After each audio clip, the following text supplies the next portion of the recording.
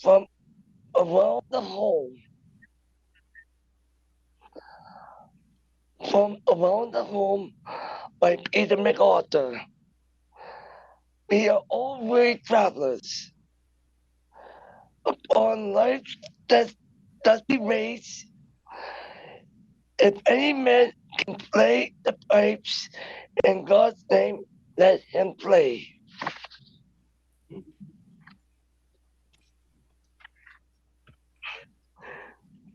Thank you.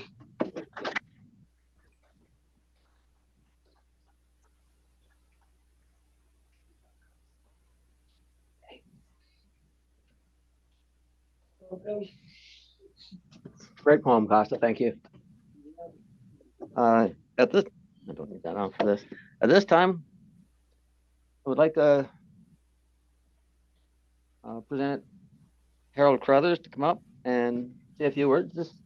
This is Harold's personal collection in here to do with Peter McArthur. He graciously brought it in for everybody to see at this time. We also have another display over there, but this is Harold's personal collection. Harold Carruthers, please.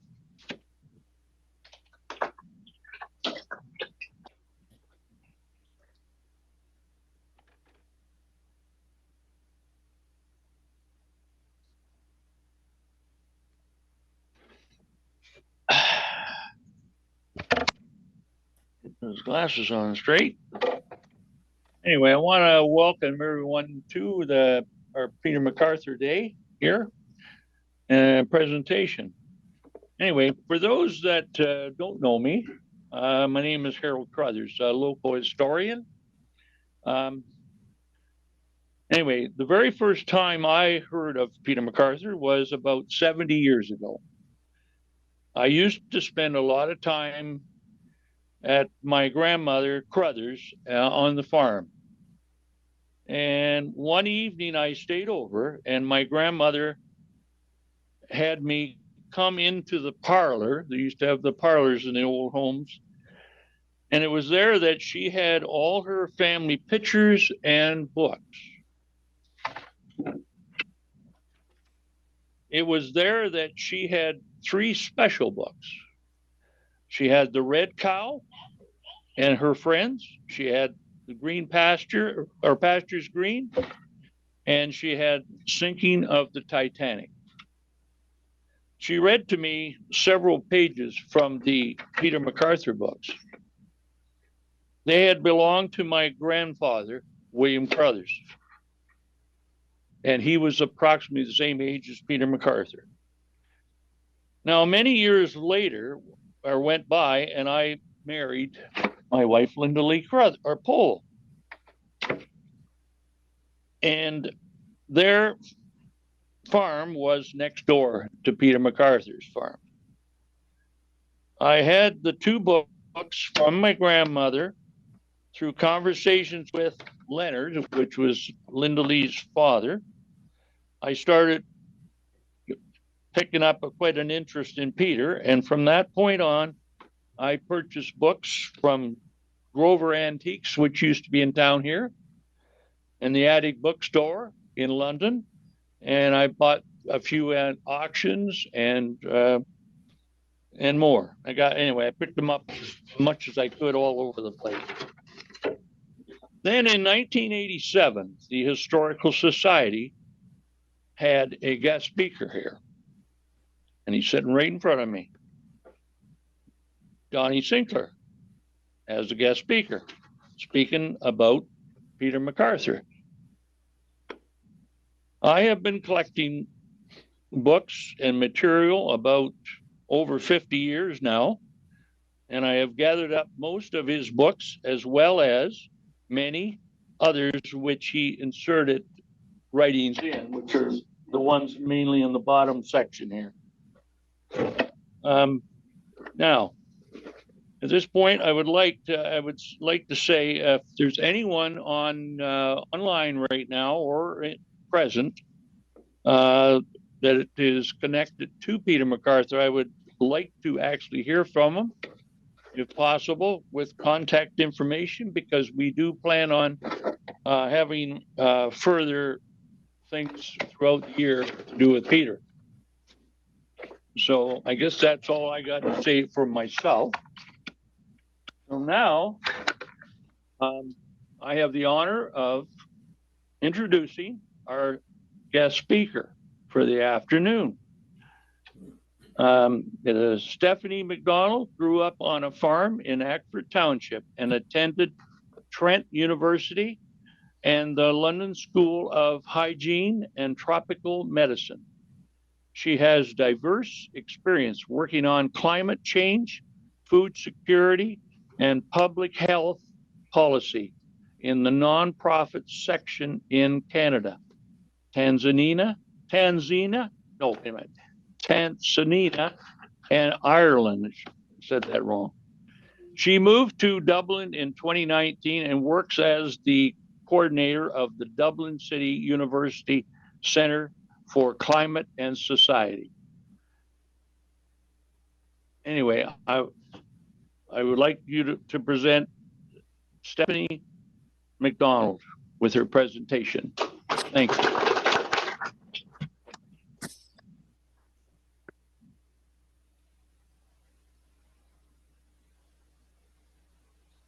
Hi, everyone. Can you hear me okay?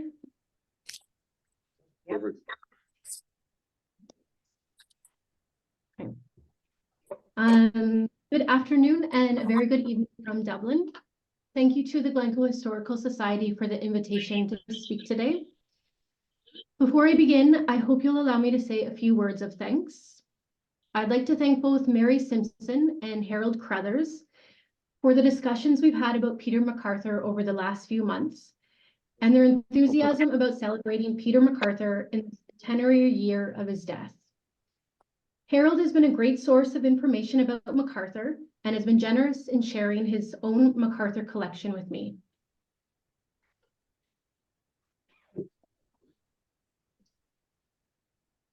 I'd also like to thank Donnie Sinclair.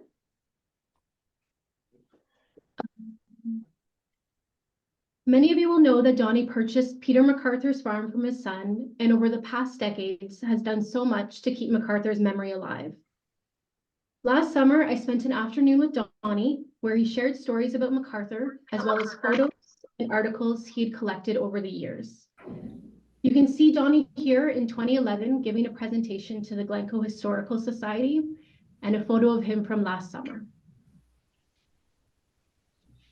I'd like to acknowledge Peter McArthur's relatives who are on the call, including some of his grandchildren and great-grandchildren. I've had the great pleasure of connecting with some of them, and I do hope you'll correct anything I've gotten wrong. And finally, thanks to all who have joined. I give you the caveat that I'm not a historian, nor am I a McArthur expert. Even though I grew up in Glencoe and my great-grandparents is less than a mile.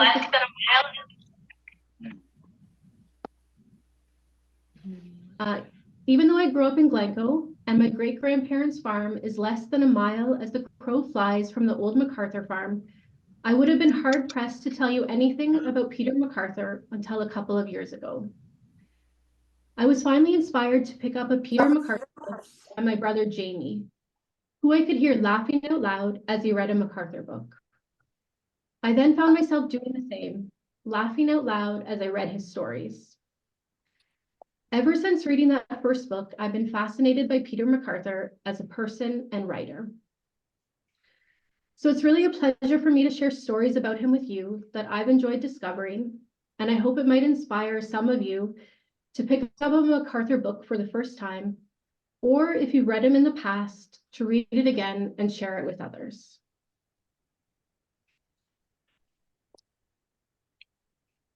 For 16 years, between 1909 and 1924, Peter McArthur wrote columns in the Globe newspaper, mostly about the daily happenings on his farm in Ekfrid Township. What was to become his last article was written while he was recovering from surgery in London's Victoria Hospital. It's actually more accurate to say that he dictated the article to his wife, Mabel, who then sent it off to the paper in Toronto. McArthur had come through the initial surgery all right, but within the space of a week, he had required a second surgery and died of heart failure. His final article, simply titled Water, has all the characteristics of a typical Peter McArthur article that he became famous for. With his trademark humor, McArthur starts his article by saying, "Yes, I've had an operation. That's that." Most writing people, when they have an operation nowadays, turn it into copy.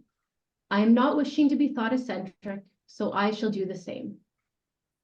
He then demonstrates his brilliant memory, wide-ranging interests, and his knowledge of the world, past and present.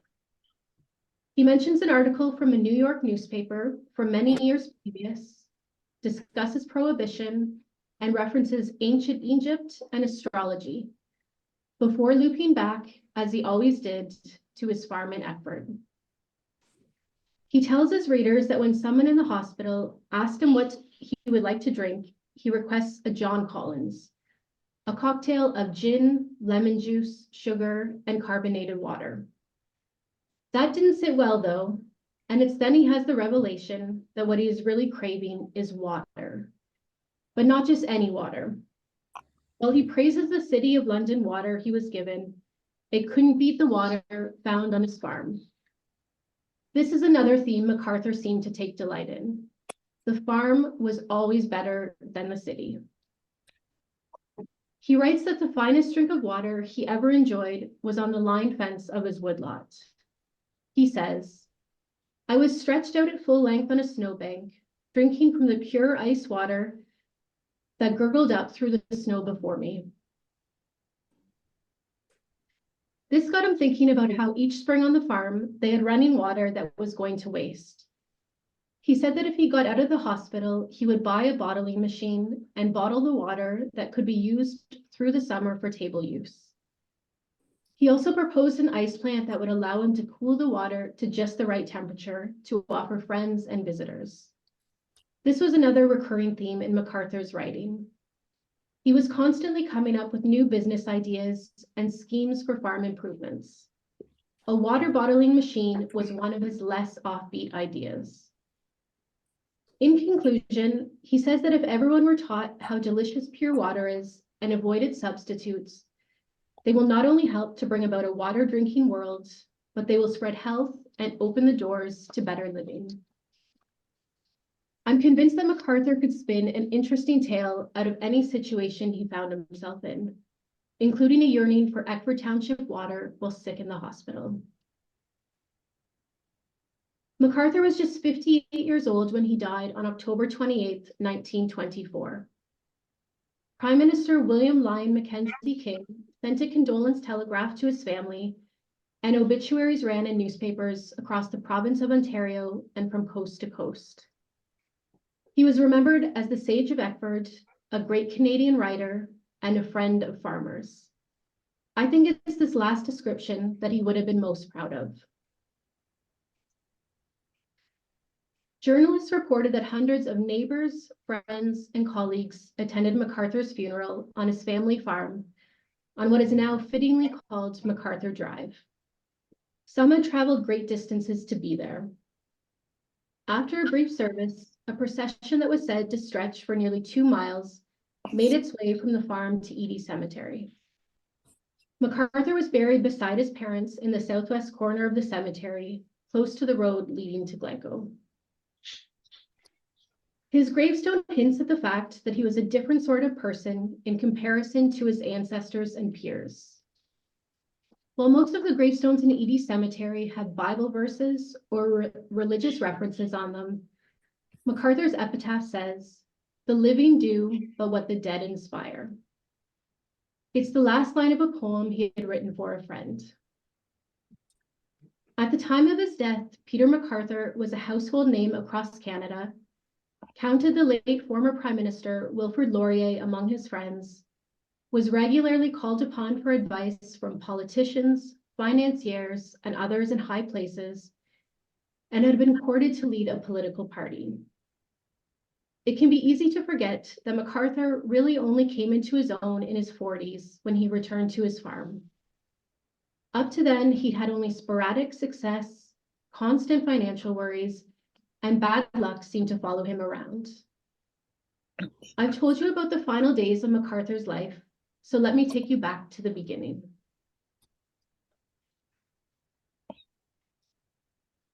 Peter was born on March 10th, 1866, to parents who had separately immigrated to Canada. He was the youngest of 7 children who grew up in a log house his father had built. Both Gaelic and English were spoken in the family's home. Interestingly, McArthur's parents initially restricted what he was allowed to read, worried that if he read books in English, he would forget his Gaelic. It was a minister that intervened and convinced them that it would be okay for McArthur to read English books. He read widely and remembered much of what he had read.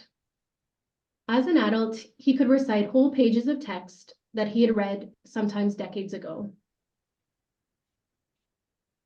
McArthur attended Ekfrid No. 13 public school, excuse me, and high school in Wardsville and Strathroy. He obtained his teacher's certification and took a one-room school in Caradoc, but lasted only 6 months there. At the age of 22, he moved to Toronto and started an arts course at the University of Toronto. That too was short-lived, as he didn't have enough money to cover his living expenses. For the next nearly 2 decades, McArthur lived in Toronto, New York, Long Island, London, England, before almost doing a full circle back, first to New York, then for a short time in Niagara-on-the-Lake, where his wife was from. He married Mabel Haywood Waters, and they had 5 children: Daniel, McKellar, Elizabeth, James, and Ian. And you can see a photo of the 5 children when they were young, and then 4 of them when they're a bit older. These are photos that came from Peter McArthur's grandchildren. Throughout his time in America and England, he was writing for newspapers and magazines, sometimes doing freelance work, and twice as the editor of well-known magazines. You can see him at his desk in New York, where he was editor of the magazine Truth. He also worked in advertising, both for newspapers and at his own advertising company. Even when McArthur seemed to have life made with full-time positions that came with a steady income and prestige, he never stayed long. He seemed to be forever restless and too independent-minded to be working for others. Finally, at the age of 42, and after 18 years outside of Canada, McArthur returned to his family's farm in Ekfrid Township. While he would later frame it as a romantic return to the land, that was only partly true. In a letter to a friend, McArthur says, "I landed on the old farm, dead broke and all in." The return to his childhood home signaled a new chapter in McArthur's life, and was the thing that helped him find the success he had always been chasing. His life from that point is really split between 4 overlapping themes: as a farmer, writer, sage, and I would argue, a radical. The family farm that McArthur returned to was 75 acres. In addition to the log house, there were barns, a grain field and pasture, 2 orchards, and a woodlot.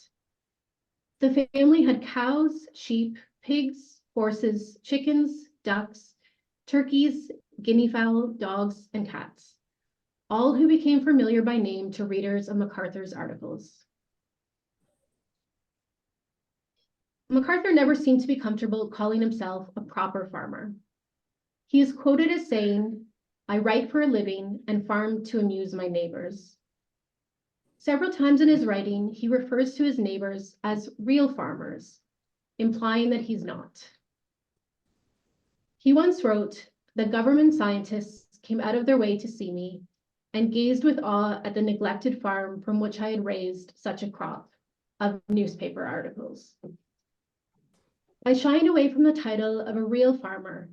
I think he was simply acknowledging that it wasn't his full-time occupation, like it was for his neighbors. He lived life as a farmer, but he didn't make his living from farming. McArthur writes so often of mishaps on the farm, including frequent successful escape attempts by his animals, that readers could be mistaken into thinking that he was only playing at farming, or at the very least wasn't very competent. But he wrote with a depth of knowledge that only the experience of farming day in and day out could give you, that I think we need to see him as a so-called real farmer. He wrote about the things that consume farmers, what the weather was like, how his crops were growing, and what his neighbors were doing. In particular, when he writes about working with animals, his observations are so astute that they could only have been written by someone farming on a daily basis.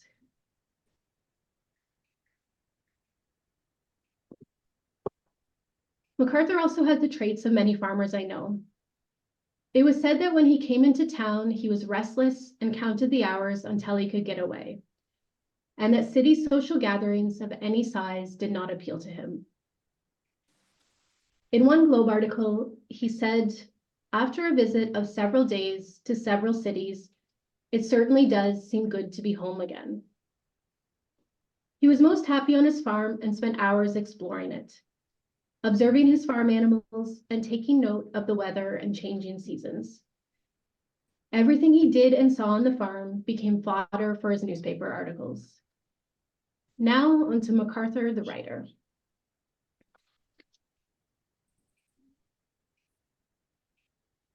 Almost as soon as he returned to the farm, McArthur began to write regularly for the Globe newspaper, which later became the Globe and Mail. At first, his letters from the farm were published weekly, but were so popular they increased to twice a week. He also wrote for another newspaper called the Farmer's Advocate for 7 years, between 1910 and 1917.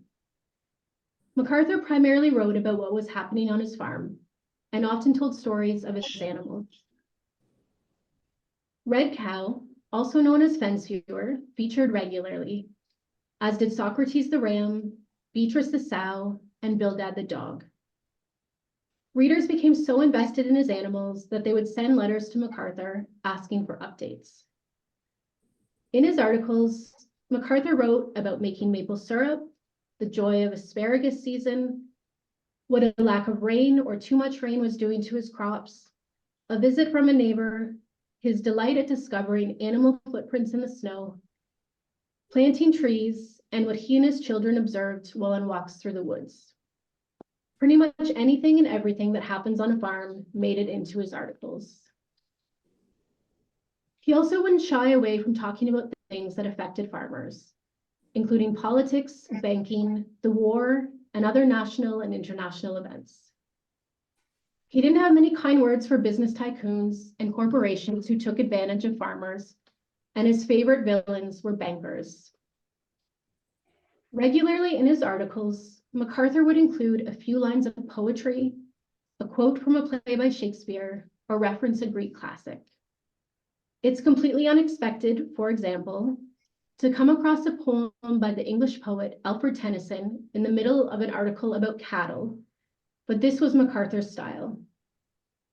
Whether intentional or not, by including poetry, literature, art, and philosophy into his writing, McArthur helped to change the image that others had of farmers, of being uneducated and inarticulate, and also showed his fellow farmers that these were things that were also for them to enjoy.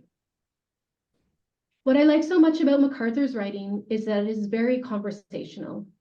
It's not stuffy or flowery or preachy. He never took himself too seriously, and he was always the butt of the joke. Many of his obituaries mention that those who read his newspaper articles felt as if they knew him, and knowing him, liked him. Reading his books today, you wouldn't feel that they are 100 years old. There's been some critique that his writing was uneven, but I think the same could be said of any columnist who writes at least 2 articles a week. Not every article is going to be brilliant, and not all others were. As you read McArthur spin his tales, you can sometimes wonder if he took liberty with the truth, embellishing a situation to make it that bit more funny. But he puts paid to this idea in the introduction to one of his books, where he says, "At all times I told the truth, merely garnishing it with humor, poetry, and philosophy. Elsewhere, though, he wrote, "Facts are the bane of entertaining writing." Maybe the truth lies somewhere in the middle, though ultimately it doesn't matter. In addition to writing for newspapers, McArthur published a number of books of poetry and essays. I'll highlight just a few of them. He published his first book, a satire called "To be Taken with Salt," an essay on teaching his one grandmother to suck eggs while in London, England. In an example of hard luck that seemed to find McArthur, both the book's publisher and printer went bankrupt, and the publisher's warehouse burnt down before the book was launched. It said that only 25 copies of the book that had been sent out for review survived. I know there are at least 2 copies in the Glencoe area and 2 at the University of Western Ontario, but it's difficult to know where the rest ended up. Fortunately, the book has been preserved and you can read it online. After a few years of writing articles for the Globe, McArthur decided he wanted to compile his best pieces into a book.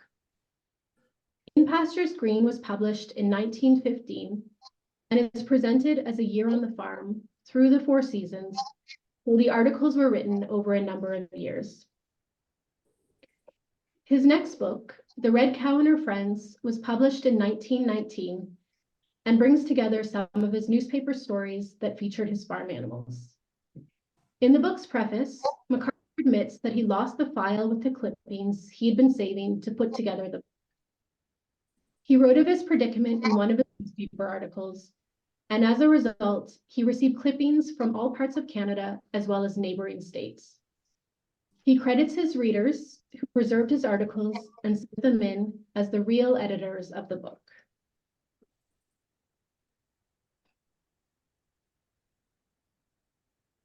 McArthur also wrote a biography of his friend and former Prime Minister, Sir Wilfrid Laurier. The publishers were in a hurry to release the biography soon after Laurier's death, and it said that McArthur completed it in just 2 weeks for them. A biography of the writer Stephen Leacock followed. Another notable book, The Affable Stranger, chronicled his travels through the US, examining the Canadian-American relationship. A further collection of his newspaper articles, called Around Home, was published on the first anniversary of McArthur's death. It was said he had been planning this volume before his death and had chosen the name of the collection. Familiar Fields was published in the same year and is a small collection of his stories intended for use in schools. Finally, in 1927, 3 years after McArthur's death, Friendly Acres was published. The stories in it were gathered and edited by his son, Daniel. This is my favorite book of McArthur's writing, with In Pastures Green a close second. 43 years after his death, The Best of Peter McArthur was published and brings together McArthur's farm articles as well as other more philosophical pieces. It was edited by Dr. Alec Lucas, a writer and academic who also wrote a biography of McArthur. One thing I do want to point out is that in his writing, McArthur curiously rarely wrote about women and almost never wrote about his wife, Mabel. When she does appear, it's only as a disembodied voice, calling him in to dinner. Mabel was successful in her own right, and we can assume,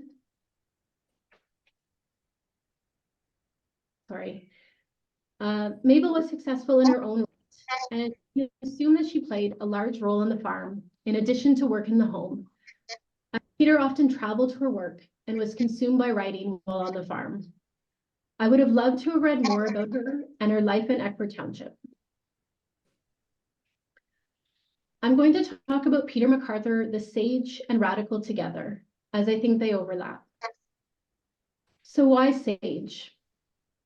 To begin with, McArthur was nicknamed the Sage of Ekfrid by his readers. His biographer thinks it was due to the impression he left on people, being warm-hearted and having both great knowledge and common sense. It was said he disliked this title as it made him seem old but I think it's apt. McArthur was preoccupied with questions of work and leisure. He wanted everyone, and farmers in particular, to work less and engage more in leisure and enjoy the beauty that surrounded them.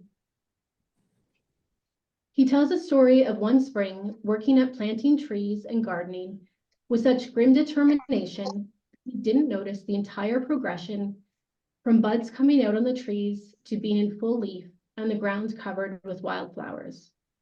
He said, "During this strenuous period, I observed nothing, enjoyed nothing, thought nothing, read nothing. I reduced myself to a mere machine, capable of nothing but work and weariness." He went on to say that even though farmers lived more closely in touch with nature than anyone else, they probably enjoy her beauty less than anyone else. It was this tendency that he fought against. He encouraged farmers to pause and appreciate the nature they were so privileged to live in, even if it was just to stop work during the first few minutes after a summer shower, when everything in nature had been refreshed and the air was so pure. He would also nudge all of his readers to get outdoors. In one article, he says, "Why not stop right now and spend a few minutes in the open air with every sense alert to what is going on around you? I would if I could." In another, he says, "Get outdoors and waken up. There is health to be had for the taking, and enjoyment is free to all." McArthur often wrote about following his whimsies, which could include spending hours following his ducks around to see how they behaved. Or if he heard an unfamiliar bird sound, he would take a walk to investigate. He would sit in a south-facing chair and read his mail in the sun, and he liked to take naps in his trees. One of my favorite articles by him is called "How to Loaf." These tendencies go against our ideas of the farmer who was always at work, but I think there's sage lessons to be learned for all of us in his message, especially in our now faster-paced world.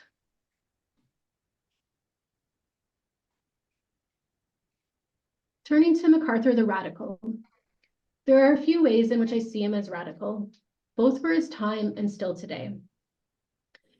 The first is that he returned to the farm at a time when many from the countryside were leaving, drawn to a different life in cities as he had been as a young man. He was worried about this rural depopulation, and his writing can be seen as a way to coax people to stay on farms or return to them.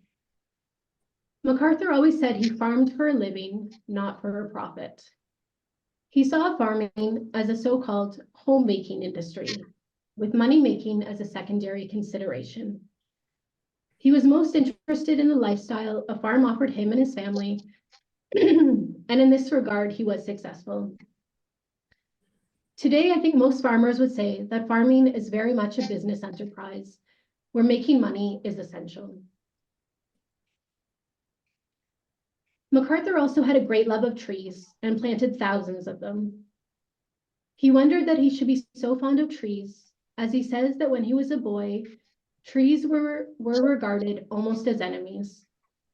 His elders had done the backbreaking work of clearing the land before they could put crops in, and that memory still lingered.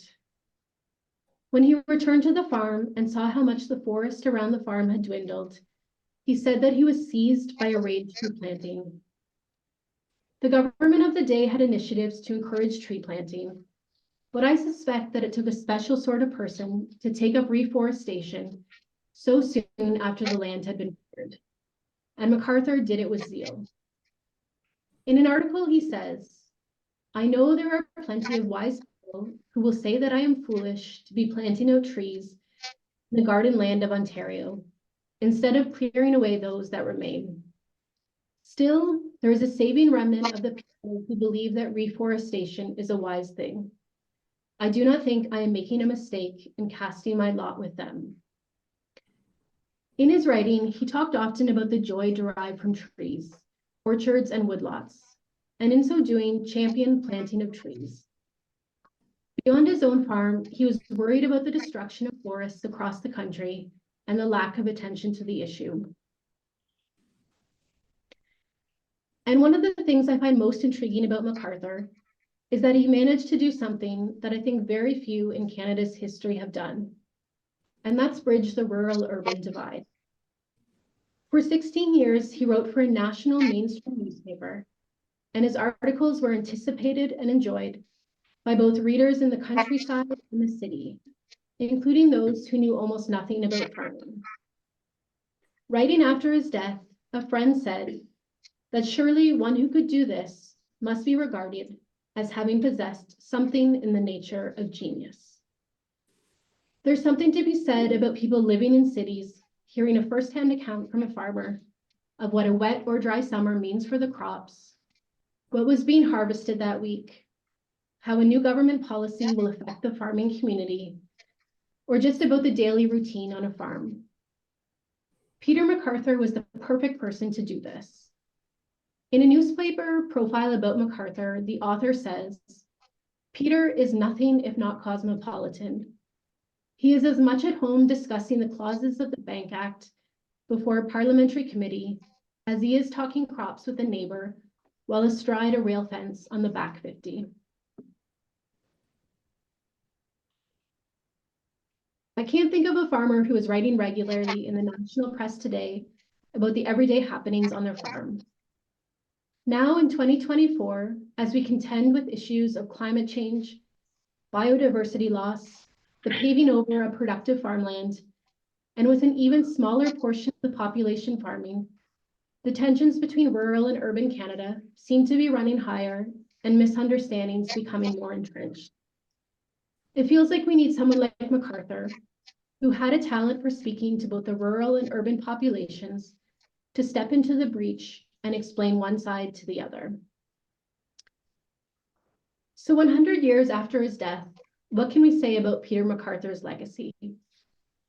Despite predictions he would be remembered for generations to come, McArthur has largely faded from memory. His family's log house has been preserved at Doon Heritage Village in Kitchener, which was a gift from Donnie Sinclair. Closer to home, the road that his farm was on is named after him, as is a park on Highway 2. His books are out of print, and while there is a great collection of them in the Glencoe Library and Historical Society, elsewhere they can be difficult to find. At the same time, we're fortunate that McArthur was such a prolific writer. He left us a record of farm life in the early 20th century and documented what one of his biographers called the transition of Canadian society from the pioneer to the modern age.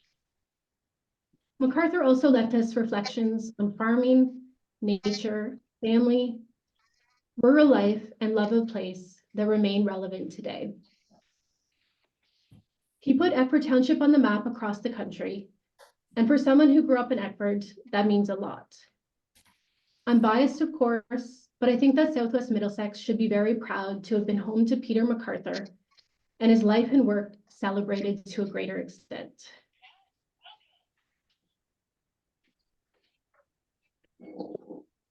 Finally, to close, I wanted to share a passage from one of my favorite McArthur articles called Love of the Land.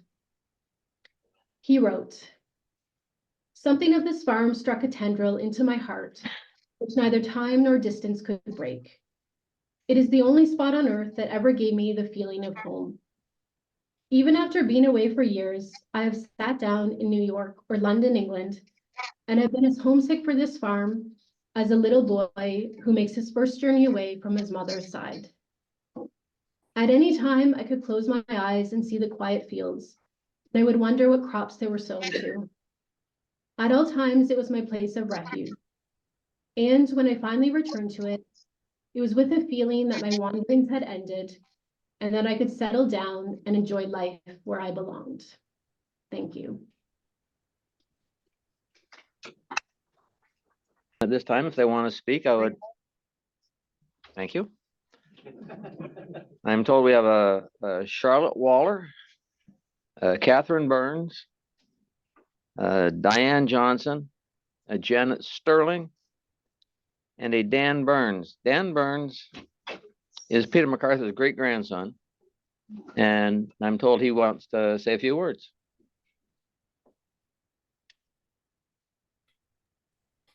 maybe not. It was more along the lines of someone asked me to say something.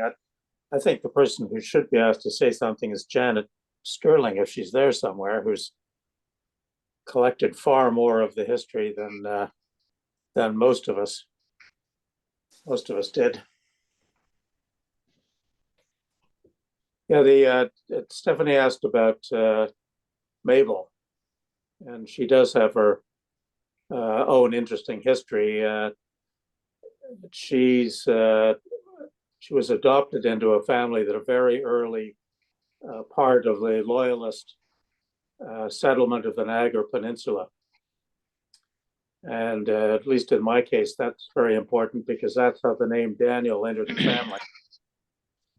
And it's from that connection to the Loyalists of the Niagara frontier in the 1780s that led Peter McArthur and Mabel to name their eldest kid Daniel, which is a relatively unusual name among Highland Scots. And suddenly I'm looking at myself, nobody else. I got an odd audience.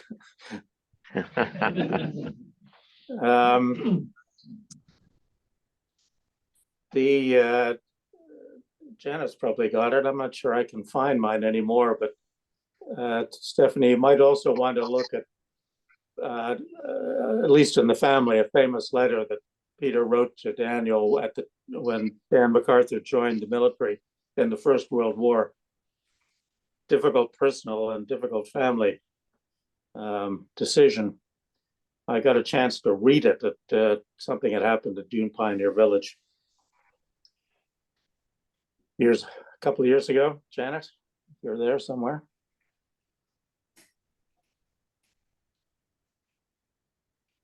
So because I can't quite tell what's going on with the audience. The only other thing that I think that's worth emphasizing, and that Stephanie just touched on briefly, is Peter McArthur's connection to politics. The effort to get him to consider running for the United Farmers, the campaign where he was Laurier's national campaign manager, a job which in those days was mostly to do with creating the communication materials, not the same kind of job that would have existed today. But both of those show how close he was to rural politics in Western Ontario, the home of the Clear Grits, early reformers, people who opposed the emergence of a Tory party, and before them, the Family Compact, people who are sympathetic to William Lyon Mackenzie. They all lie in the background of his world. And I think he stayed true to those propositions politically all through his life. And the manifestation of opposition to businesses that made farm life difficult is only part of that story. So Stephanie, if you keep going, I think there's much more to be had in understanding those dimensions of his character and his purpose and his view of life. And certainly from my partial perspective on inheritance, those values have cascaded down, certainly down our part of the family all the way for generations. Certainly my mother had it big time, and so I think did most of his kids.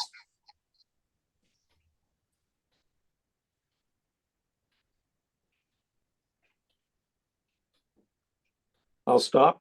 Must be other people who got something they'd like to add to all this.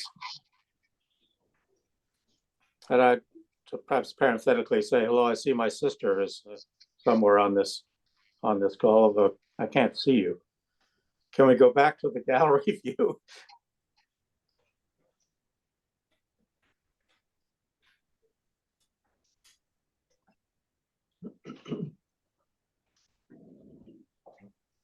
Yeah. Any family members, you're welcome to speak, but there's others here in the program that have lined up and we can do Q&A. So carry on there, Norm. Okay, no one else has anything to speak. We're gonna have if anybody has any questions now, we usually only have a 1 question and answer period, but today we're going to have 2. So if we don't get your question this time, we will get it the second go around. So any questions for anyone? I have a question. How do we download these books and promote them so that the kids can read them? It's great to commemorate his life, but we need to read his stuff. And how do we go about doing that? Besides buying a book online.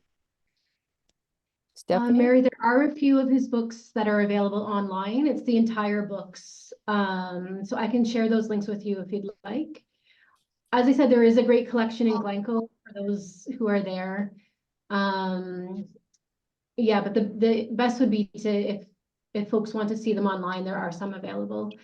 And just to say, yeah, that's right, from fadedpage.com. If you just type in Peter McArthur into the search engine there, they will come up and you can download them as PDFs. And I do just want to, I didn't mention in my talk, but I skipped over about 40 years of Peter McArthur's life. So there's lots more to be said about him and a lot more interesting stories.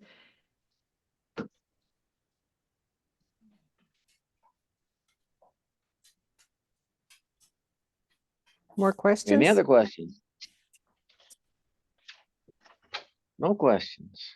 Okay, moving along.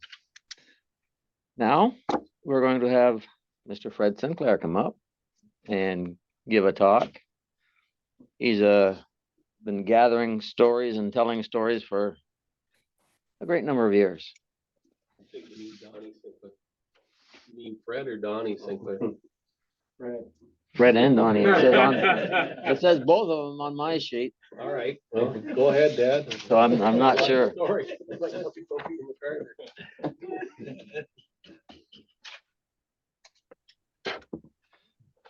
Well, I was told today, you just want me to talk natural here to you people, eh? Okay. They told me just to do a little bit, not to be long-winded like Peter. So that's what I done. Some of you probably do that I'd done his whole life. And it's circulated around quite a bit of his hardships going to other parts of the world, trying to tell people how to run their country. Every time he came home, he was broke. And that's what I done. This is his whole life here of where he went and what he done. But what I done for today was very simple. I was asked about in the 1980s from 2 ladies on the main street in Glencoe if they didn't think that I should do a story on Peter McArthur. And I just kind of laughed at them. I do them both really good. Do you want to put that on? How do you clap? Just put it on your head. Other way around. Here, I'll do it to you. There you go. That should work. Something like that. Hey, can you hear me? Okay.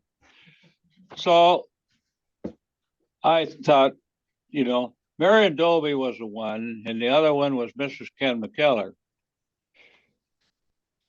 I thought there's a whole lot of family of Peter's still living, and why don't they do it?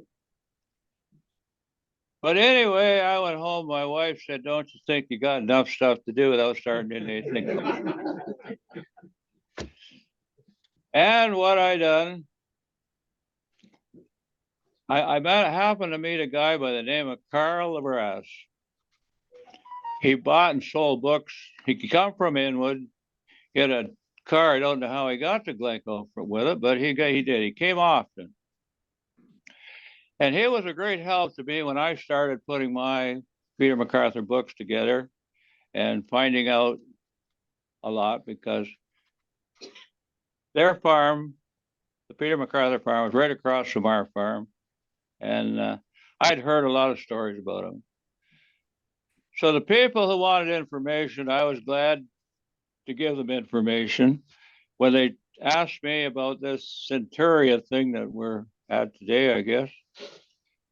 I thought, I wonder what that's going to be. No, there was Stephanie McDonald. She came to my place. We spent about 3 hours just talking about Peter McArthur. Stephanie McDonald,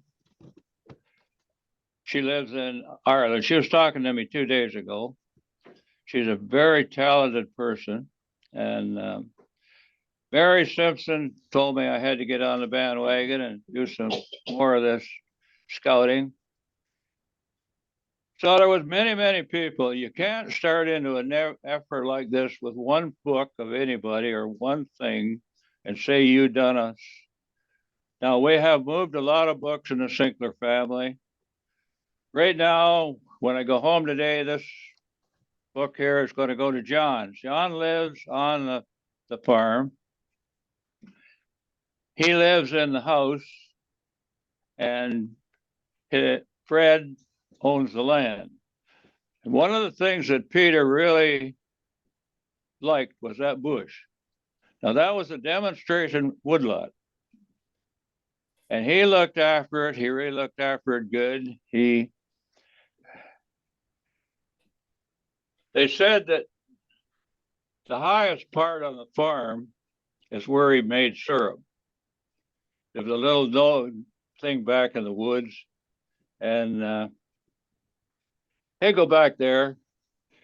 He believed in nature so much. Like when the birds came and the maple syrup, just like our fellows are this year, are going to really be lucky. The syrup is running.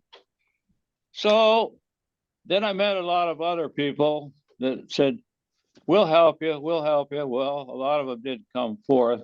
But this good friend of mine, Mr. LeBras, he stopped by often. He'd bring me some books. He would, the first time he came, he said, can we go back to where Peter wrote a lot? And I said, yep, we can. We just drive back through this pasture and there it is. And it's really extremely funny. There was a nice little bunch of pine trees back there. There was about 15 of them. And we got a great big windstorm one time. And it leveled every one of them trees but one. That one tree's still back there. I don't know whether anybody's going to cut it down or not. But a friend of mine that made toys, he come and took all the logs. But this old Carl was a very, very smart. I don't know if you guys ever met Carl or not, but I think he's passed on now. But we have one of my grandsons. He's going to move the cabinet, which Peter used to put books in, and it was a 4-high one. It was ugly, real ugly. And we had a few people said they could fix it. But when I was in the roofing business and eavesdropping, it was really handy. You could just chuck stuff in them little things. Well, it came back home to me. A lot of guys said they could fix it, but I didn't think they were much better carpenters than a farmer. But I one Sunday morning when my wife had to go to church and I didn't, I stayed home. I took that down to the garage and I made it from a 4 to a 3. And we put all new drawers in it. I jumped one step ahead of myself. I didn't know who was going to do it, but my Madeline's nephews were both cabinet makers. So I took it over to Kerry Remley, and he made the new drawers, and we brought it right back like new. It's a real beautiful thing now because it's only 3 high instead of 4 high. It is at John's, right on the same site where the other house is. We bought another house and replaced it, and it so happened that house was the very same size. It came from over in the area where they were bringing troubled kids from Toronto into, well, it's just about where I'm spending my life right now over there in the senior citizen home. And It's not as good as you think, people. So, you know, kind of, but you can't walk away from it. But all of this stuff I have done, it never cost me no money. I've met a lot of people. Peter was not ambitious at all, but we all maybe should have took some of his stuff. We have the books, all the books that he wrote in Canada, but the one I got the biggest thrill about was how to teach one grandmother how to suck eggs. But he went to England on that one, and well, he took 3 little kids and his wife on this trip. Him and the boss didn't get along too good over there, so they commenced the fighting right away. And I didn't think I was ever going to get a copy of it, but Mirah Johnson happened to get one. And her grandfather and Peter McArthur were good friends. So she called me up and said, I got one. So I slipped right over to her place to get How to Teach One's Grandmother to Suck Eggs.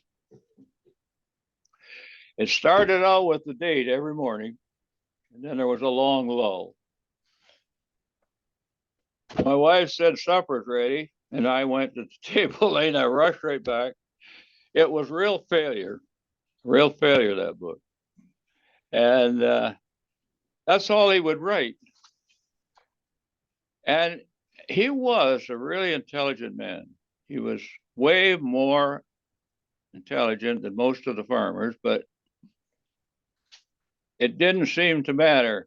Now that we own this farm, we all are about as proud of that bush. It was a demonstration woodlot, and it still is. Except now you cannot go back there and cut trees without calling the government, because they tell you when and how and all that. I don't know how Peter would have took things like this, but that's about all I have to say, because I didn't want to take anybody else's time up. But it's been an interesting thing. Naturally, I guess most of you people know that we own the farm. He talked a lot about making money, but you know, he never made much money. I just don't understand how.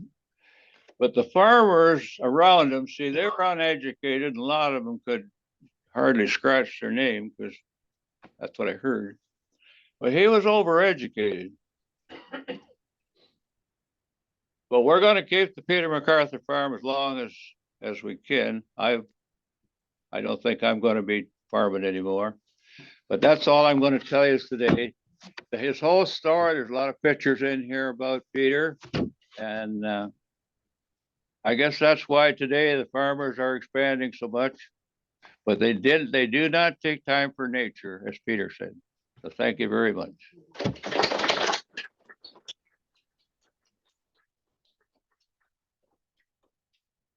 Better be careful.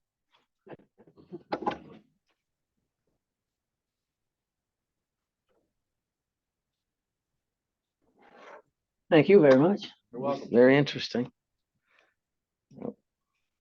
Not sure whether this is supposed to be on there or on here. It was on there when I came in. Anyway, now I'm told that, where are we? Mirah Simpson is prepared to read her favorite poem.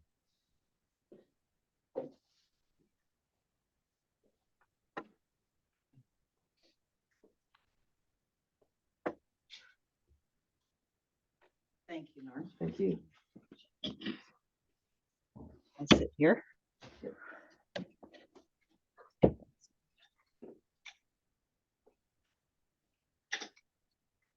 Can you hear me? Mm-hmm. Okay. First, I'd like to show you the copy that I have of To Be Taken with Salt, teaching your grandmother to suck eggs. This is inscribed in the first page to Martin, who was my grandfather, nephew to Peter McArthur. So, and it is signed by Peter McArthur. It said, hoping you'll find some fun in it, I think is what it says. So Peter wrote this, gave it to my grandfather. And we treasured this one a lot. The poem I'd like to read is for this time of year.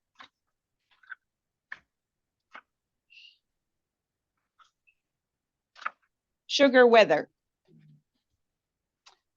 When snowballs pack on the horses' hoofs and the wind from the south blows warm, when the cattle stand where the sunbeams beat and the noon has a dreamy charm, when icicles crash from the dripping eaves and the furrows peep black through the snow, then I hurry away to the sugar bush, for the sap will run, I know. With auger and axe and spile and trough, to each tree a visit I pay, and every boy in the countryside is eager to help today. We roll the back logs into their place and the kettles between them swing, then gather the wood for the roaring fire and the sap in pails full bring. A fig for your arches and modern ways, a fig for your sheet iron pan. I like the smoky old kettles best, and I stick to the good old plan. We're going to make sugar and taffy tonight on the swing pole under the tree. And the girls and boys for miles around are all sworn friends to me. The hens are cackling again in the barn and the cattle beginning to bawl. And neighbors who long have been acting cool now make a forgiving call. For there's no love feast like a taffy pull with its hearty and sticky fun. And I know the whole world is at peace with me, for the sap has commenced to run. Peter McArthur.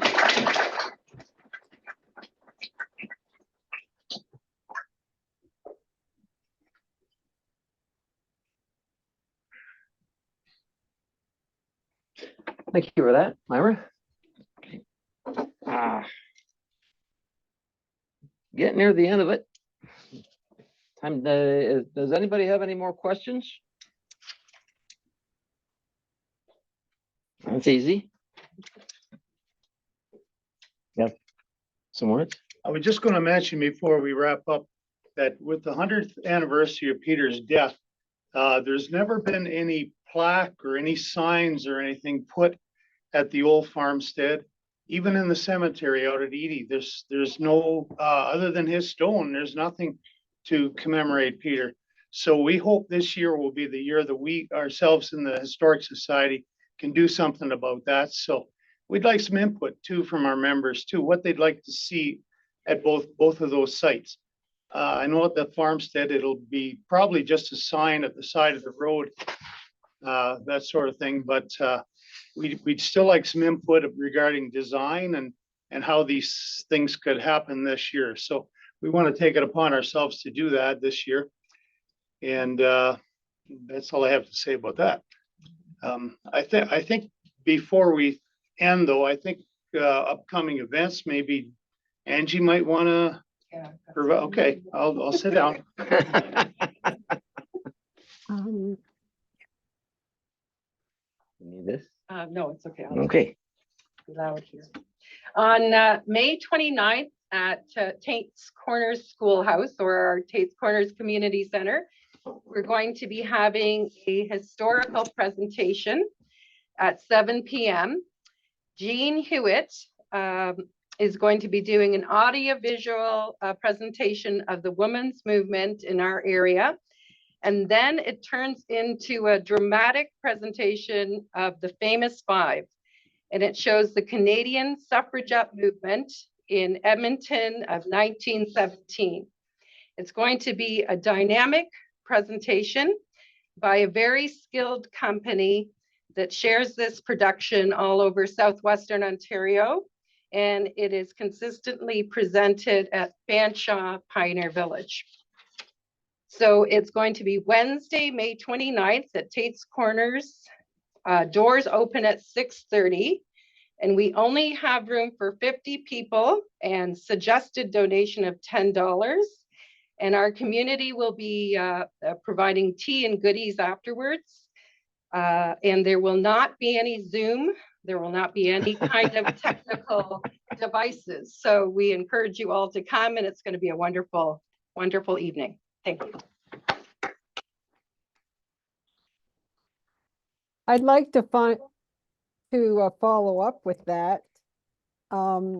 Stephanie was remarking that it'd be great to have the next generation taking Peter McArthur's place, and we do have our own Mark Crawford, who left Glencoe to become an actor and graduated to being a celebrated playwright. The theaters just can't wait for him to produce his next feature, and this summer being premiered at Blythe Festival is Mark Crawford's new play, The Golden Anniversaries. So check that out. I asked Mark, we've been talking to him about the Peter McArthur Year of Commemoration, and he suggested that we wanted to talk to other current humorists, that we should reach out to the Stephen Leacock Associates, who are responsible for the annual Leacock Medal for Humor. And so this is where you find all the writers in Canada who are writing funny stuff, and they compete to be recognized by this annual award. But something of interest to our local kids, like how can we get the kids interested and get them inspired to write? We need to promote to the regional high schools that there's a student competition and a $1,500 first prize, and second and third prize is $750, and deadline's coming right up. So there's something that we can promote to our high schools in the area, as well as draw their attention to our Peter McArthur. And the board of directors from the Stephen Leacock Award send their greetings today to our gathering, and they were thrilled to hear us commemorating Peter McArthur's work. And Peter McArthur wrote a biography about Stephen Leacock. So there's all kinds of neat connections.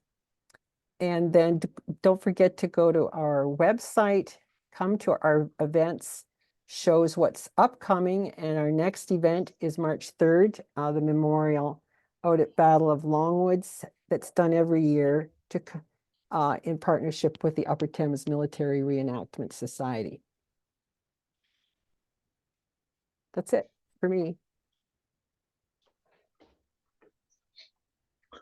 Okay, well, I'd like to thank our speakers, Stephanie and Donnie Sinclair, and our two readers of poems, Kosta and Mirah. That about wraps it up for us, but we would invite you not to run away. We have lots of goodies and refreshments to enjoy, and talk about Peter McArthur and pick up some of his materials. So Could I I guess just that's it. say a few words? Oh, you can't. Nope. That's it. Yes, go ahead. Oh, sorry. It's Janet Sterling. I'm a granddaughter of Peter McArthur, and I just wanted to say hello to a lot of my cousins that I see. I don't see Charlotte, but I see her daughter, Leslie Darling, and certainly Susan McKellar and Dan Burns and Catherine Burns and their daughter, Caitlin. And I'd just like to say thanks to Susan McKellar, who's there with her sister Mirah, for helping me with my genealogy. And certainly Susan and I, if anyone wants to know any ancestors past Peter, we would certainly, through Harold Carruthers, share some of our information. And we go back to the original Peter, his father Archibald, his father another Archibald, and we're happy to share that information. Thanks. Thank you. Does anyone else have anything they'd like to say? I just want to thank all of the people that attended online. There were 35 windows open. Thank you so much for coming. And this is not the end. This is just the beginning of a year of events. So we'll be calling everyone back again.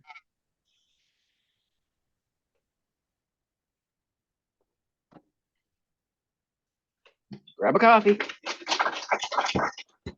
Thank you.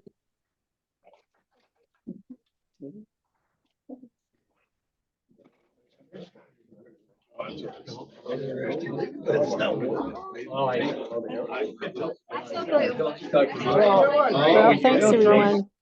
Off we go. Bye now.